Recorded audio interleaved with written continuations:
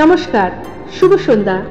আজকের এই বর্ষবরণ উৎসবে উপস্থিত সকলকে জানাই একরাশ শুভেচ্ছা ও আন্তরিক ভালোবাসা। আজ পয়লা বৈশাখ, একটা নতুন বছরের শুরু। বাংলায় এই সারা বছরই নানান ঋতুর সমাবেশে প্রকৃতি তার রূপের পসরা সাজিয়ে রাখে। এই নিয়ে আমার আজকের আলেখ্য পাঠ ঋতুর সম্ভার। রূপ রস বৈচিত্র্যে ভরা আমাদের এই রূপসী বাংলা। প্রকৃতির রঙ্গমঞ্চে গ্রীষ্ম, বর্ষা, শরৎ, হেমন্ত, শীত ও বসন্তের সমাগম। এই ছটি ঋতুর নানান বৈচিত্র্যে ভরা।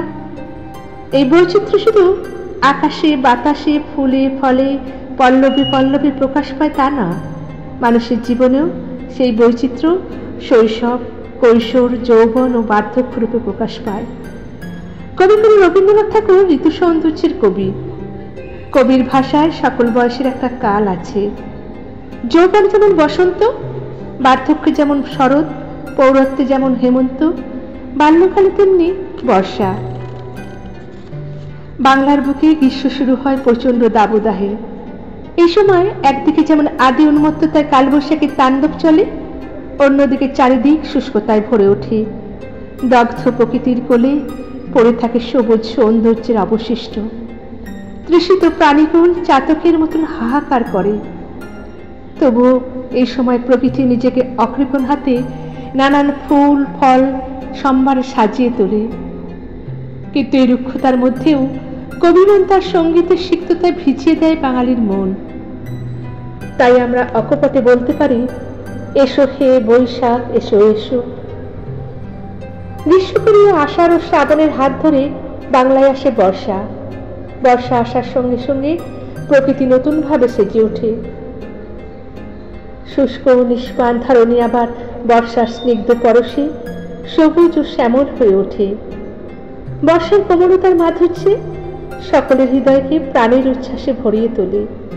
তাই তো কবিমন গেয়ে ওঠে, হৃদয় আমার নাচে রে আজকে, ময়ূরের মতো নাচে রে।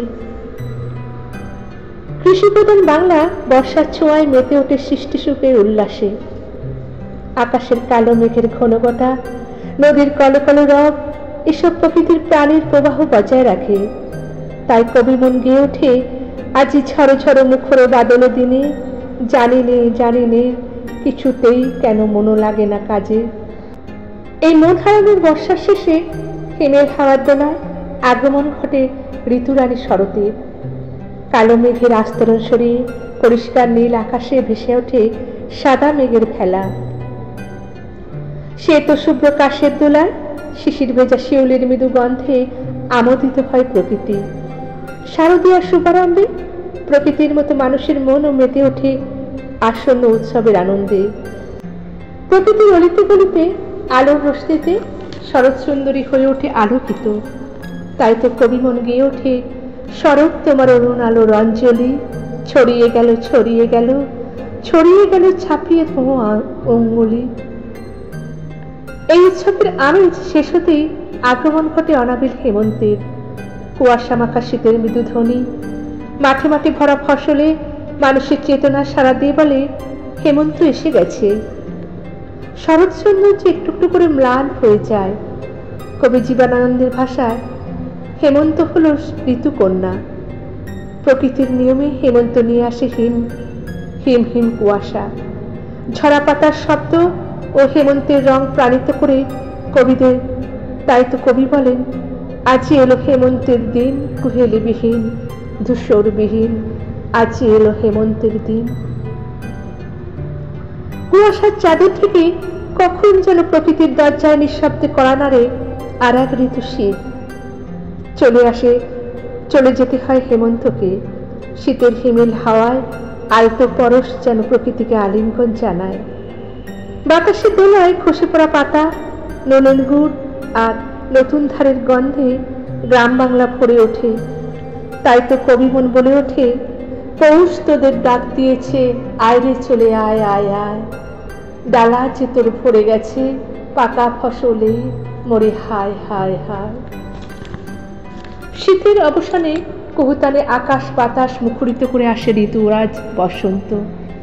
কচি কিশোরায় হাসে, ক্রিংসুগ্রকে রঙিন হয়ে ওঠে প্রকৃতি। শীতের রুক্ষ হিমেল দিনে আগমন ঘটিয়ে জেগে ওঠে বসন্ত। প্রকৃতিতে আজ শিমুল, পলাশ, কৃষ্ণচূড়ার বর্ণিল সাজ। বসন্ত মানে উৎসবের আমেজ। তাই তো কবিমন বলে ওঠে, আজি বসন্ত জাগ্রত দ্বারে। চলে যায় বসন্ত, চলে যায় দূর শাকে কোকিলের কুহুতান। বসন্তের অবসানে বর্ষ হয় শেষ। নতুন স্বপ্ন, নতুন আশা, নতুন সম্ভাবনা নিয়ে ফিরে আসে আবার বৈশাখের হাত ধরে নতুন বছর। ধন্যবাদ।